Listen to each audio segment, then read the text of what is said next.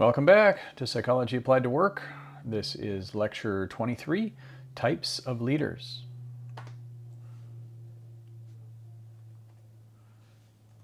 All right, lecture 22 was part of chapter 8. This is also the other half of chapter 8. In lecture 22, we talked about leaders and followers. So what was leadership? What was followership? We talked about what the purpose and the function of leaders were. We talked about hierarchies and networks from the perspective of leadership and followership. We talked about power and influence, and we talked about both effective and ineffective leadership. Today, we will talk about types of leaders. So we will talk about a hierarchy of leaders. We will talk about types, characteristics, traits, and situational leadership. We'll talk about some theories of leadership. We'll talk about leadership styles. And finally, we'll talk about bad leadership. All right, let's get into sort of the taxonomy or the levels and just some nuts and bolts stuff of what are leader levels, what's a hierarchy of leaders for different types of organizations. And we'll start with corporate America. We'll start with the typical hierarchy of business leadership. So here's what we're looking at. Some version of what you're seeing there. That you have employees, they might be called working level, the front line. It really depends on the organization, what kind of work they do. But you have employees that have tasks to perform. And then those employees typically have supervisors. Now, those first line employees might be wage, they might be salary. It really depends upon what they do.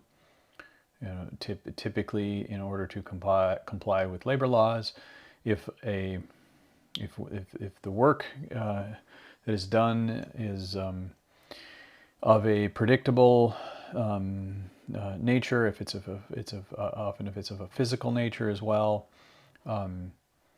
If it doesn't come with a lot of decision making and ambiguity, most of the time those jobs have to be wage.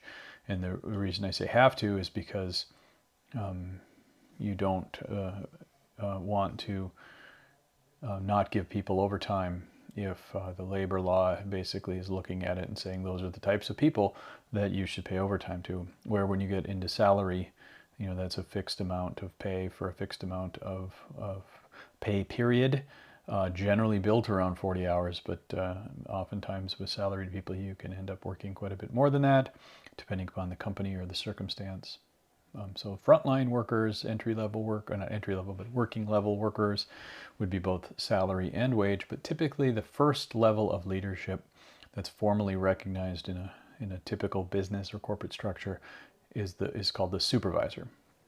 And then typically supervisors are themselves led, or the supervisor of the supervisors is typically a manager, title-wise. And then there might be multiple layers of managers. There might even be a couple layers of people called supervisors. But the next step up typically is a director. And then after a director is usually a vice president, after that a president, and after that a CEO. But a CEO also is responsible is reporting to the board of directors. And the board of directors are representing the shareholders. So that's, and employees could be the shareholders, so could anybody in a publicly held company anyway. So that's a typical situation. There can be manager 1, there can be manager 2, there can be senior manager, there can be senior director, there can be senior vice presidents. There's different ways of adding little levels in between depending on how big the organization is. But it's good to kind of know these things. All right, so you don't by law, have to have these things.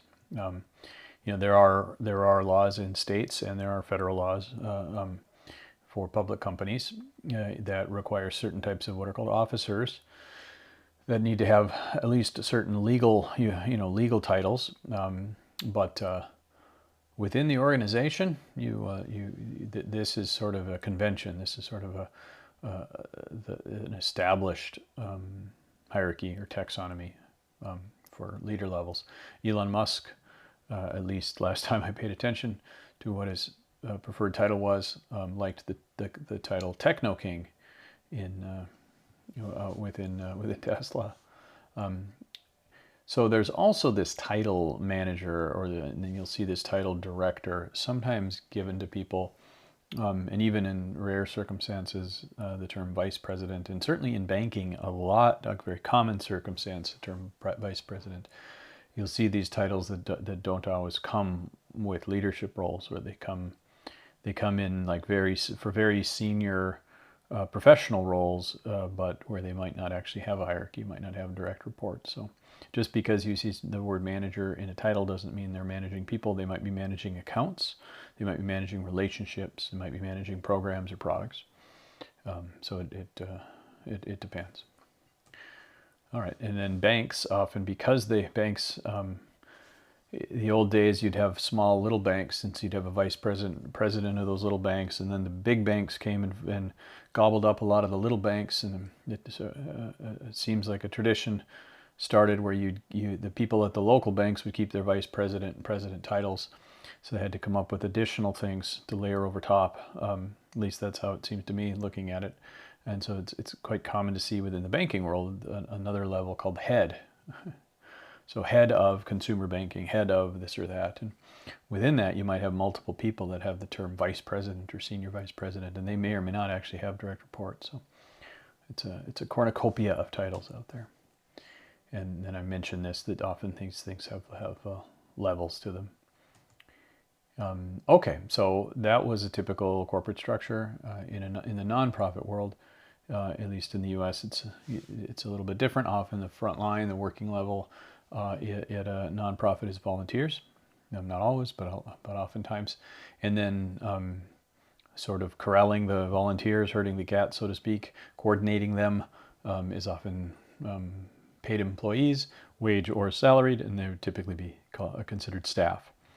And then the staff will have themselves some kind of leadership. If it's a small little nonprofit, there might just be an executive director, and the executive director has a few staff, and the staff manages a whole bunch of volunteers. And then that executive director serves a volunteer board.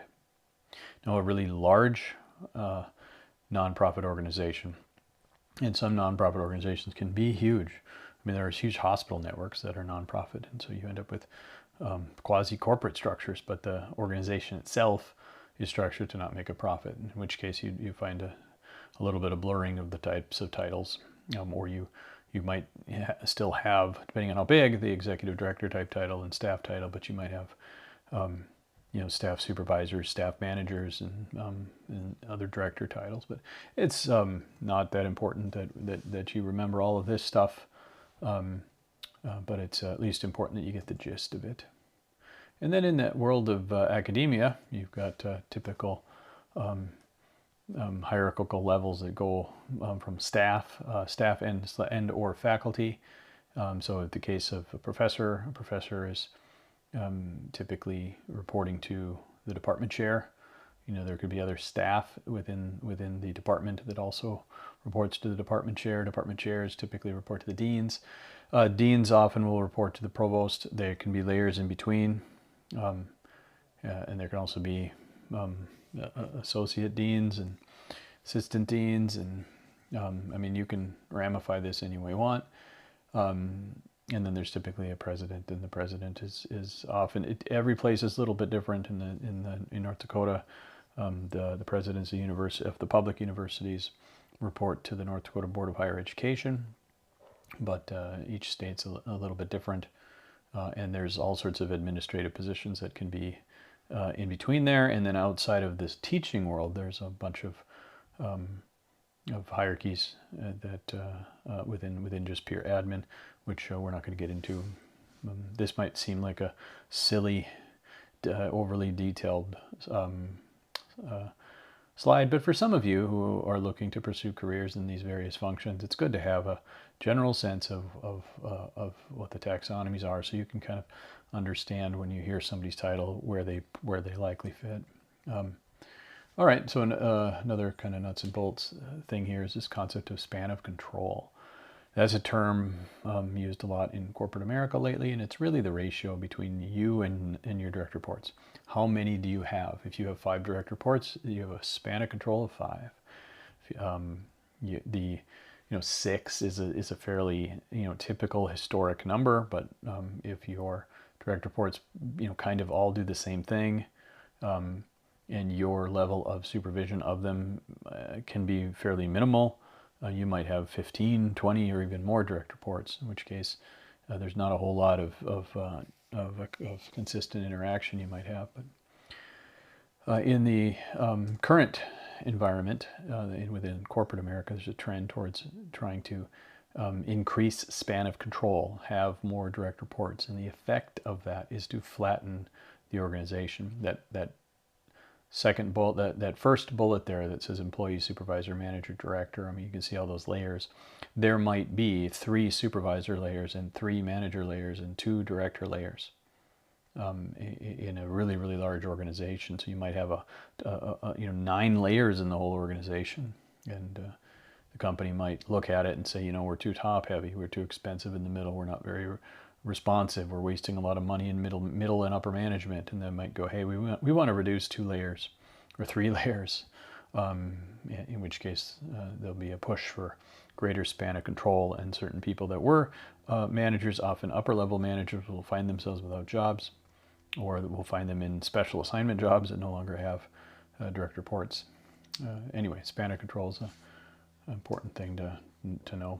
And then the shape of hierarchies. So we're talking about flatness here, with span of control. But there's also things like matrix structures, where you have more than one manager. And we'll get into a little bit of that when we talk about organizational structure later on in future chapters. All right, we talked about these things a little bit in the last lecture. We're going to kind of flesh them out in different ways here.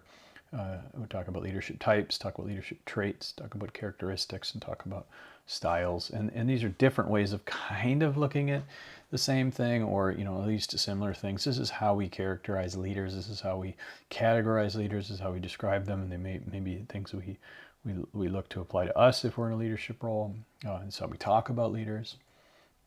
So types, a type can be something like a combination of traits, or a type could be, sort of a descriptive or a narrative way to describe them. And so there's leadership types, like, he's a servant leader, she's really results oriented, she's really a hard driver.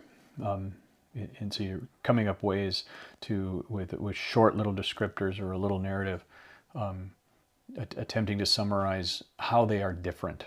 Now this doesn't mean if somebody says that she's a hard driving leader, that means that in every single circumstance she's a hard driver. That it's kind of like personality traits.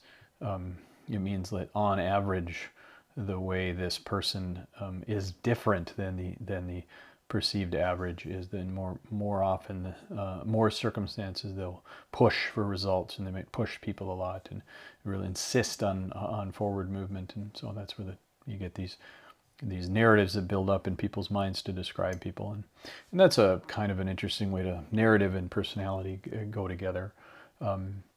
If you think about what is the function of personalities, and it's a way in which you can describe somebody else in a narrative form, and this usually builds up over time, and it builds up around the way they are distinctly different, not the way they consistently are, but because the way they consistently are might be on average, they might be very average, but where are the times in which they deviate from a perceived average?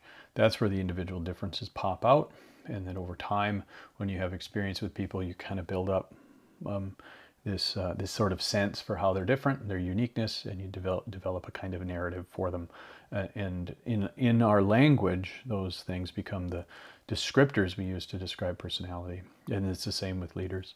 You develop a sense for how somebody acts as a leader, and you develop a little narrative around them. So often these sorts of things are they're narratives, and they're not necessarily scientific. And then getting into traits a little bit, if a trait as opposed to a type, this is where you might use personality trait terms. and you're trying to tie them to effectiveness. And I mean, generally speaking, your personality doesn't dictate whether you will or will not be an effective leader. But all other things being equal, if you're highly conscientious, that tends towards slightly more effectiveness as a leader than somebody that's not, which is, it's a way of saying if you work hard, you'll be a better leader than if you don't work hard. Well, that's not exactly astounding. That's one of those things they publish in the scientific journal. Duh. If you work hard, all of the things being equal, you'll do better than people who don't work hard. I mean, it's a fair truism in most cases. Doesn't mean you can't drive it to pathology. You don't want a leader that works 80 hours a week and then expects you to. And sometimes conscientiousness can be blind towards innovation. A little bit of a lazy bone is good to see new ways of doing things. And when your leader's looking for new ways of doing things, your leader's maybe not so eager to just constantly put you to work and might actually think, hey, maybe there's a better way of doing this. So conscientiousness is not a secret sauce, but all of the things being equal, it's a little bit better. And similarly with extroversion. So if you think about how important in a leader's communication ability is, a leader's ability to get to speak the binding narrative, to try to herd the cats and those sorts of things, that extroversion tends to be helpful. So does empathy, which is really being able to read the situation, being able to understand people's emotional state, being able to adapt their own behavior to help coax, to soothe, to manipulate, whatever way you want to look at it, but to help guide a group towards harmony on a group basis or an individual basis. Having empathy is very helpful. And then intelligence, being able to read a situation, being able to communicate at the appropriate granularity.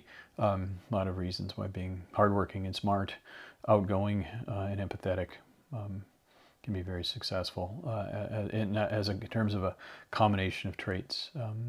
For myself, for whatever it's worth, the empathy part, being autistic is very much not automatic, and I have to be always thinking about how are the people reacting at an emotional level? What signs am I getting, either interpersonally, one-on-one, or in a group? And if that was more automatic for me, that sure would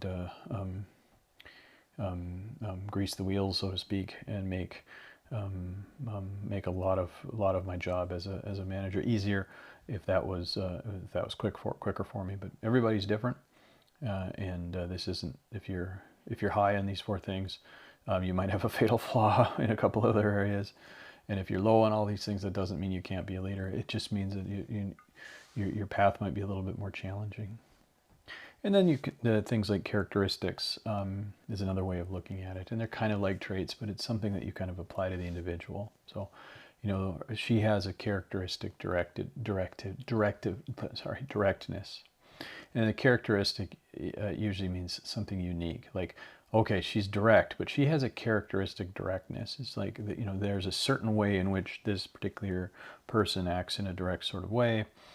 So when you use the term characteristics, it's I guess some more subtlety and less simple dimensions along how you personalize traits. I mean, at some point there, if you dig deep enough, there's not much difference between these things, but characteristics are slightly different than traits.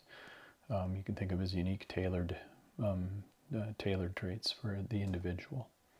And then styles is another way to look at things. And none of these are magical, and none of these are completely accurate or functional. And you can use all of them to help understand what makes a good leader, what you might do to improve your own leadership skills if you're in that position. But a style, usually, to describe a style, is usually nested in some sort of leadership framework or some sort of theory of leadership. And we'll talk about some theories of leadership here in just a little bit. So one example that you'll see in one of the theories of leadership, there's terms like a directive style or a participative style or a supportive style, that sort of thing. And speaking of theoretical frameworks, there's various theoretical frameworks, and each theoretical framework seems to have its own sort of category, its own sort of language to describe leadership. And So then, having heard all of that on that slide, it should not come as a big surprise to you that there really isn't a consensus on how you properly describe or taxonomize leadership. So a taxonomy means like a way in which you, a nested structure, or I'm sorry, like a branched structure by which you establish what something is and what a sub something is. So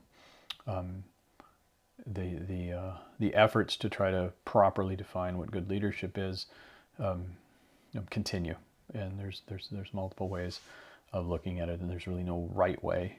But it's important to understand that you don't just read one leadership book that happens to be like really specific about certain leadership styles, and it might be built around one theory, and then you go talking to other people as though the words you're using are being communicated the way you think, but it turns out they read a different book, and so when they hear the word leadership, it brings to mind different frameworks. So keep that in mind, and make sure when you're talking to people about leadership that you understand, what frame are you coming from, and that there's good understanding there. All right, let's get into these theories of leadership. So one view is an essentialist view, and that's essentially, you can't teach this. Essentialism is sort of this is essentially you. There's nothing you can do about this. This is who you are. It's deterministic. Generally speaking, an essentialist view is if you hear that term right now, it's a criticism usually for being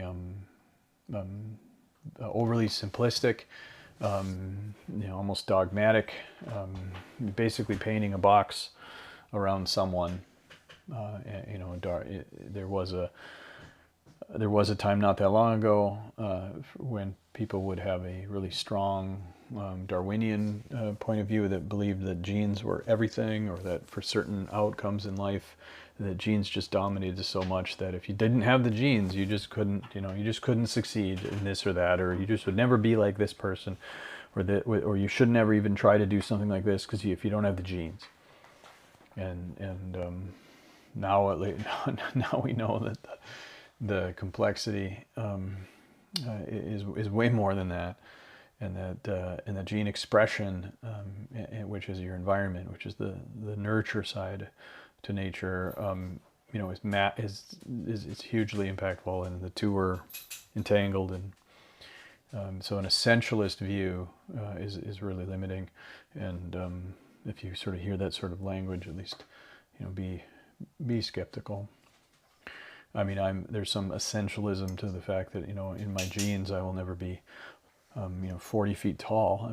That is certainly true. But when you're talking about something as complex and subtle and multidimensional as leadership, I would be very skeptical of a strong essentialist view. But you'll hear it, and it's also easy over time to sort of develop a heuristic that's like, I tried to help this person become a better leader, and they just didn't figure it out. Yet this other person just seemed to, right out of school, this person really knew how to handle things and lead things, and they've grown so well, and they're so awesome, and it feels like I've never taught them anything. They just knew, and so you start to develop this narrative in your head that leaders are just born, and well, that notion of a leader is born is a really simple narrative in and of itself. So anyway, that's an essentialist view of leadership, and historically this has been something that is used to great effect. Only certain classes all around the world in history and to some extent today, certain classes of people, and the class can be defined in different ways, but oftentimes it's just a lineage. You're just born of higher breeding, higher stock, whether that was England or India or wherever. There wasn't anything you can do because you were just too low born, or if you're high born, then you're destined for great things. But this essentialist view has also been used in all sorts of dimensions in which people can be classified. Race and gender being obvious ones too. So the idea that you have to be born a certain way or into a certain class or group in order to be a leader, and if you're not, then you just won't be a good leader. It's bullshit.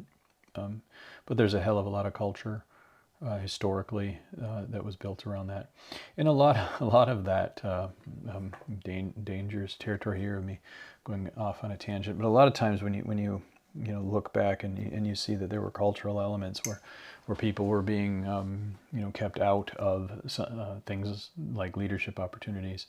A lot of that was because a weird thing happens with people is once they figure out how to win the game, and they're starting to win the game, they sure love to make rules to make it harder for other people to get in the game.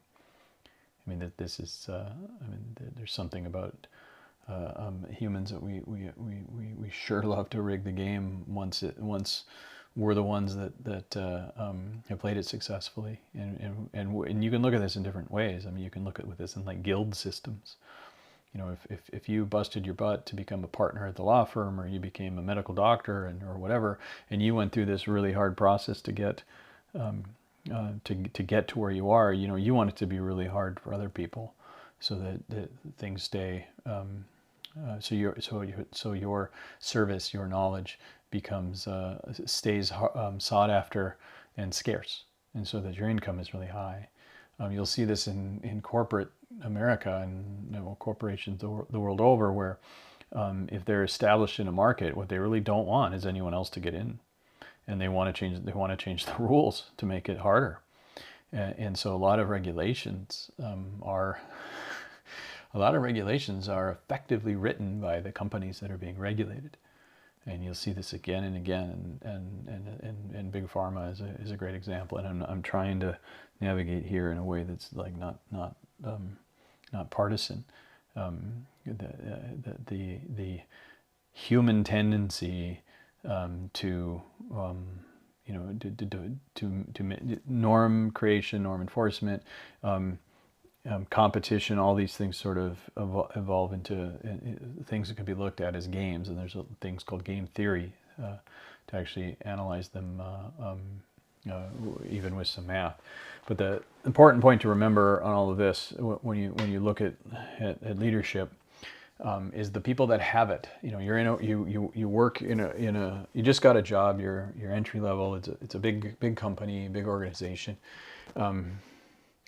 Every layer up, you get more rarer air, and typically more money, more influence, more prestige hierarchy, more power, and those people don't generally want to give it up, and they don't want to dilute it, and so they will often do ways to do things to make sure there's lots of hoops to jump through, and this isn't just manifest as something that's discriminatory towards particular protected classes.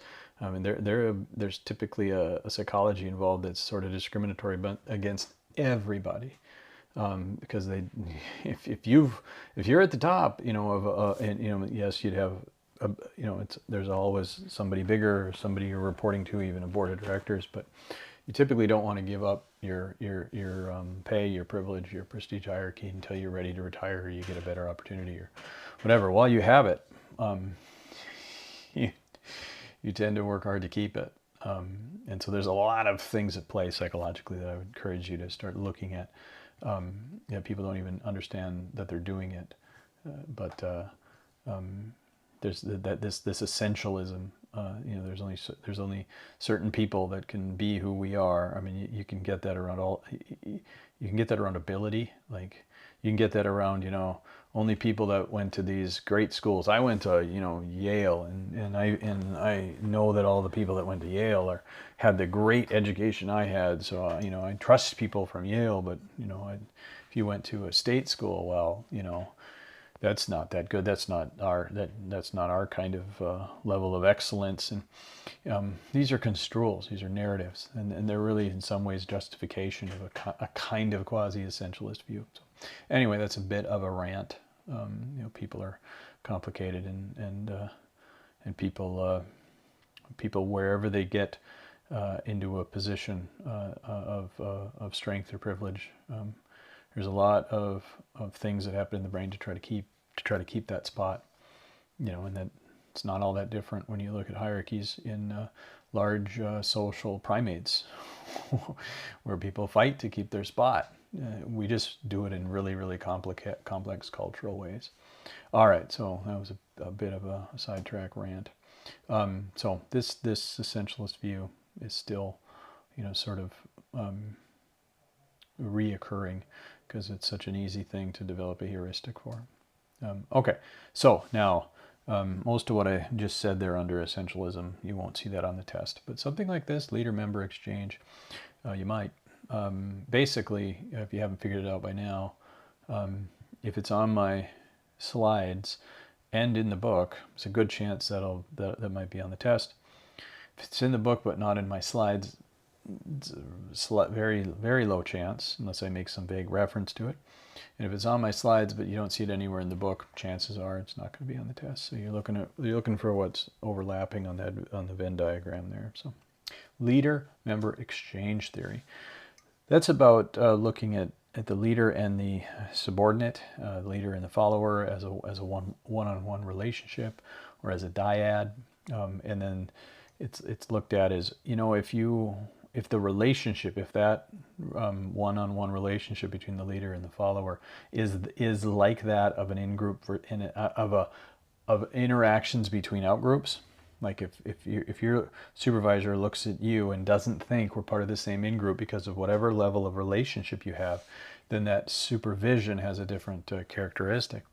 Whereas if it feels like, hey, we're part of the same in-group, I'm still your leader, but we're part of the same in-group, then I view you as having more competence, I view you as more trustworthy, I view you as more motivated, and I will lead you as opposed to supervise. So they're a different relationship, and then it kind of views it from an in-group, out-group perspective. And then there's scientific management as a theory of leadership, or called Taylorism, so sort of Taylorism for leaders. And then, of course, anytime you get the what, you'll have the how. Anytime you get the task, you'll have the human side. There's a human relations approach too for theories of leadership. That people aren't cogs in machines. And the reality is none of these are adequate, and so people still look at versions of them because studying theories of leadership across multiple theories of leadership gives you a bigger toolbox. But if you just stick with one, if you only take a scientific approach and a Taylorism for leaders, and humans are cogs and you can quantify them, that will only work in certain circumstances. In other situations, it will really be bad. And then same thing if the only thing you do is try to develop warm, nurturing relationships, but you're unable to or unwilling to create order or be directive, you'll also have situations that won't be effective. So really, again, there's no consensus on what is a good leader. There's no consensus on how to model, how to make a theoretical frame for leaders. And so you want to develop an understanding of the sort of the different frameworks and then sort of bring them into the situation that seems most useful. And so let's keep talking about some of these other theories. So there's theory X, theory Y. And that kind of looks at it as, in some cases, people are lazy, they don't like to work, and they have to be directed. In other cases, people find satisfaction in their work. They want participatory leadership. I mean, this is not unlike, Taylorism versus human relations. It's just a different way of describing it, subtle differences. If you got the people who wrote the original articles and coined these names, they would probably argue vociferously of all the ways in which their theories are different, but you should hopefully see some pretty common themes here.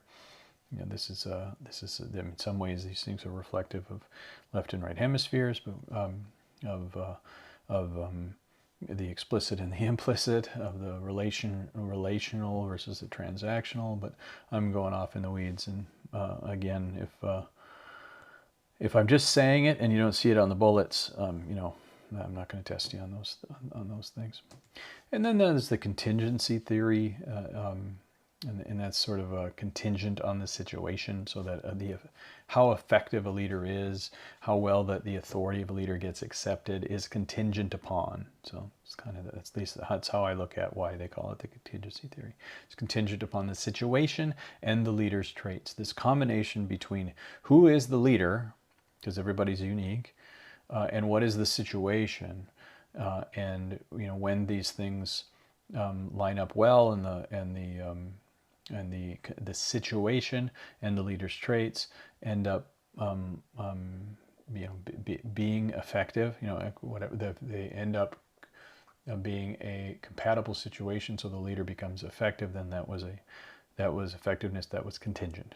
So hopefully that's making sense. So you can have a people orientation, which, if you remember the consideration, we talked about consideration versus initiating structure.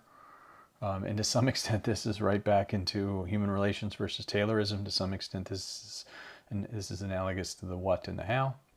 There are times in leader-follower situations where the consideration function, where the people function, where the human relations part is what is needed, and so the people orientation is what is needed for effectiveness. And then there's times when the task matters, that initiating the structure matters, when the what that you do versus how you do it, where the Taylorism comes into play. And so the degree to which you have need a task structure, and that's how task oriented is the leader. So there's a lot there, but it's all just sort of a dichotomy. So this is about people orientation versus task orientation, and that the situation is contingent.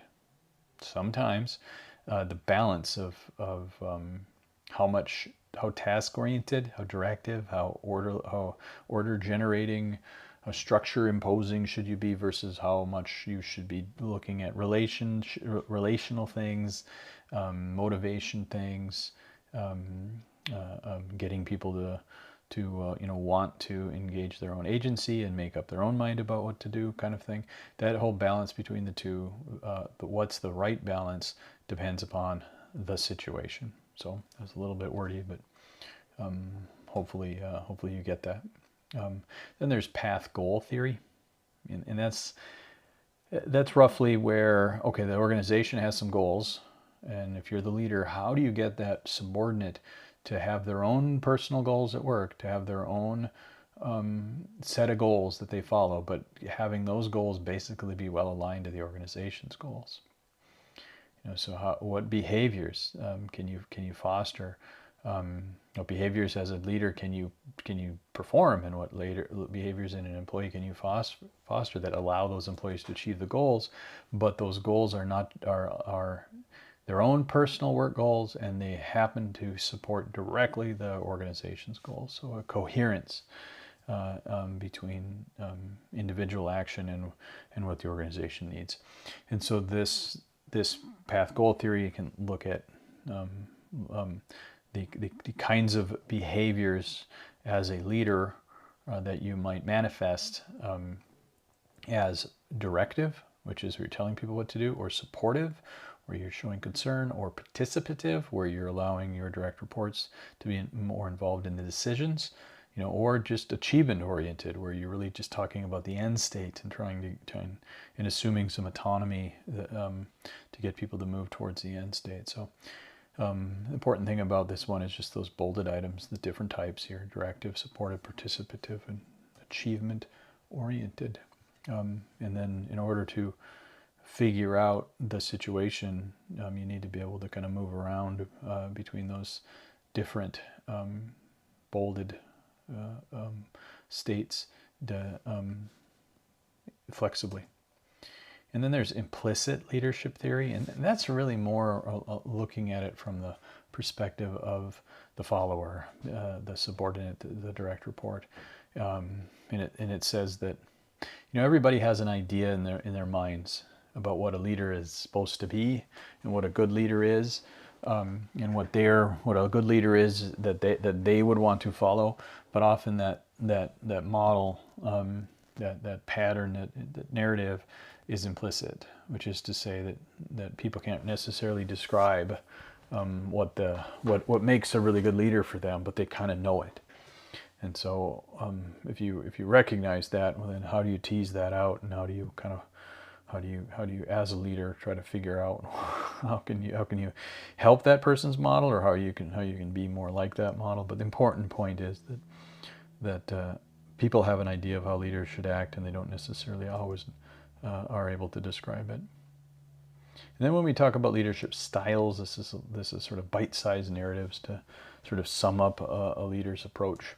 And so some of these will be familiar to you. So a leader can be authoritarian, and that's top down. This is here, this is what we're going to do, and this isn't a debate. This isn't a democracy. I'm in charge. Get to work. So the decision rights are retained by the leader. There's benefits to this to an extent. It's rapid.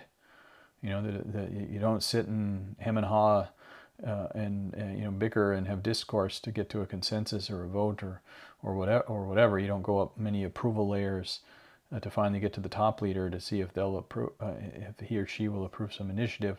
The topmost leader basically points and says go, and the layers down below just have different sort of narrower views of the same perspective to get their team to go in that direction. So in that way it can be efficient from a resource standpoint. That doesn't mean you can efficiently run your whole company off a cliff in the sense that you can do that fast without very many resources, but it doesn't necessarily mean that long term you're making good decisions. So but there are times like emergencies in which an authoritarian style is the needed style, because hey, there's a real existential risk going on here, and we got to get going. So there's a reason why authoritarian styles, are often what emerge in crises and what emerge in like war and those sorts of things.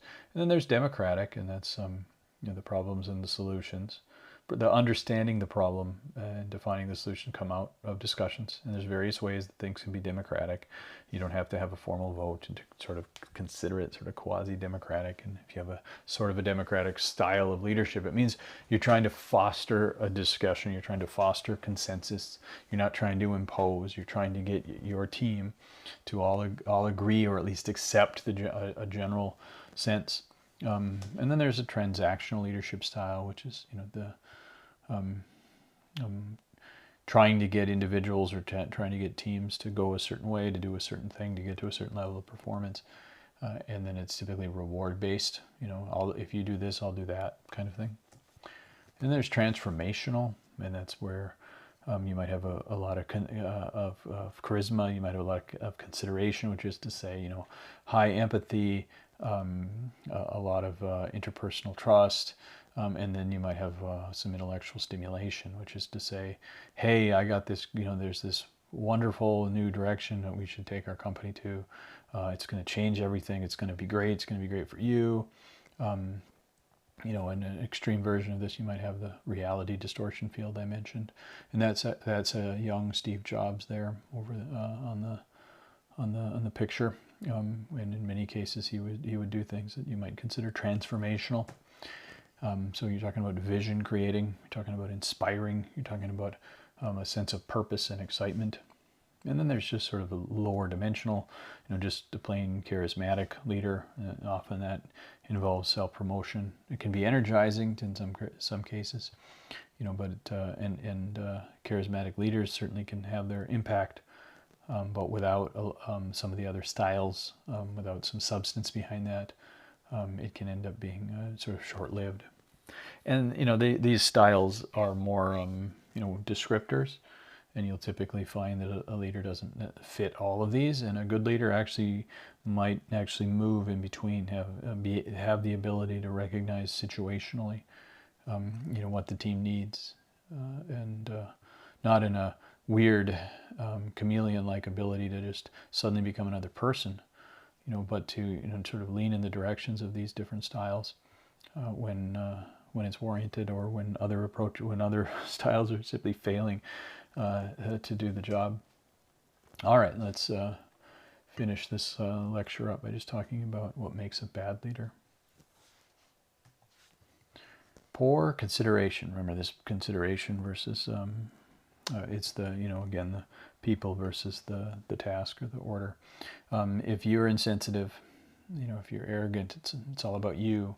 Or if you don't give the time of day to your team, or somebody's too low in your hierarchy, or or whatever, and you're aloof, these things they erode the harmony of the group, they erode the motivation of the group, they lower the engagement of your employees. So if you're really not tuned in, and you're not acting in a caring, supportive, affiliative, in-group, nurturing, harmonizing sort of way, and if you're doing things that run counter to that, that's bad leadership.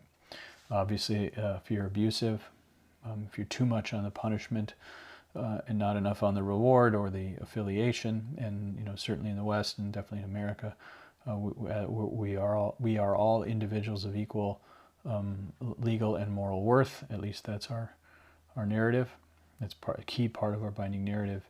And abuse, in the workplace is you pay a price for that instantly. And if somebody has to have the job, and they might not tell you off right away or quit right then and there, but you dramatically impacted engagement and trust, and an abused employee is usually somebody that's definitely not going to give their all, and they'll typically be very susceptible to being recruited, or they might be actively looking to get the hell out, or if you're a new leader and the employees have long been at the company and they understand all sorts of stuff, they actually might just expel you.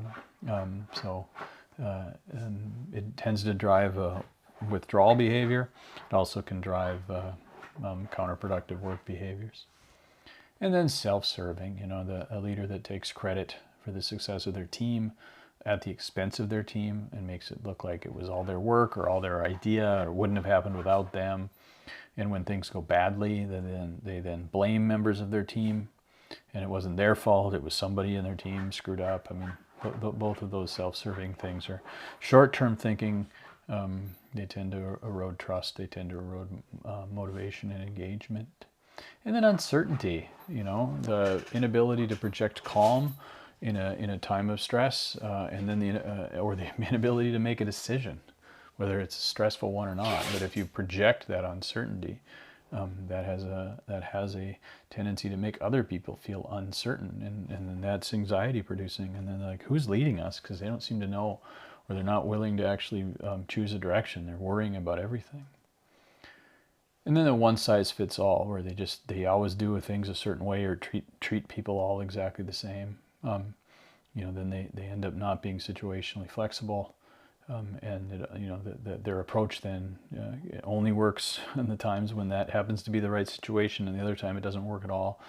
And if they're not flexible, they're just sort of seen as sort of rigid robots. And then an imbalance of accountability and autonomy. If you give people autonomy, as in the decision rights that you give people, you can bring accountability to that. It's okay, it's your decision. If you consistently make these decisions badly, maybe you're not in the right job, or we need to maybe move your decision rights a little bit. But if you don't hold people accountable, then the organization goes astray. Worse, if you hold people accountable but you didn't give them the decision rights, you're just punishing them. So I talked about this in a previous lecture, but the extent to which you give somebody agency needs to be balanced with the right level of accountability, not too much and not too little on either one of them, or you drive the wrong behaviors. And then generally just inconsistency. And there's a difference between being rigid and one size fits all, and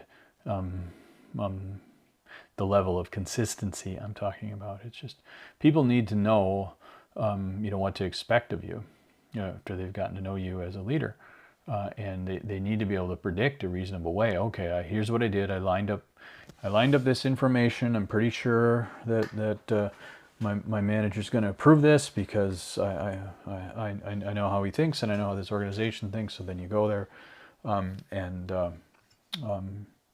and your leader, says, "Oh no, I don't think that's a good idea," and it blindsides you,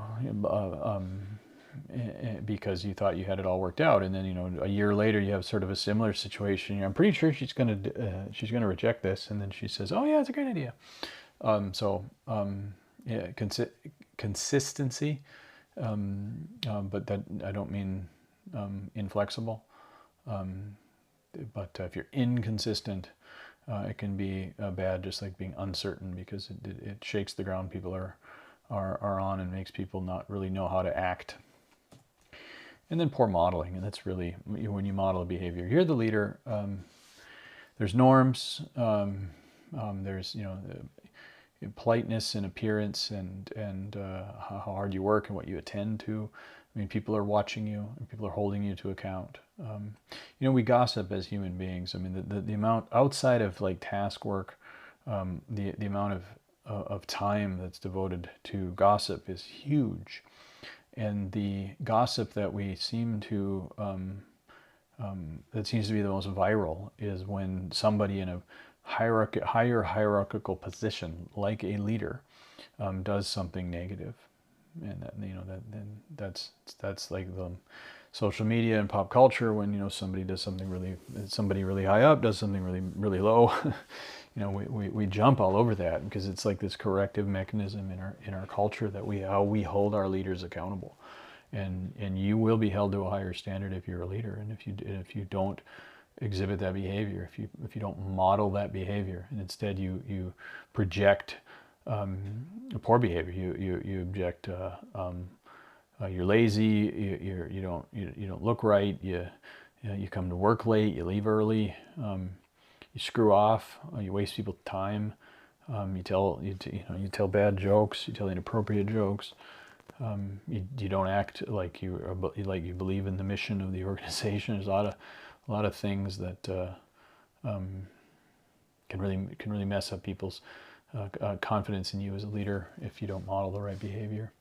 And then integrity deficits, and this is, I guess, is sort of a euphemism for your trustworthiness, your honesty. How do you handle ethical situations? And again, if you're a leader, you're going to be held to a higher standard, and if you have a deficit in this area, it doesn't look good upon you, and it isn't something that your direct reports will like.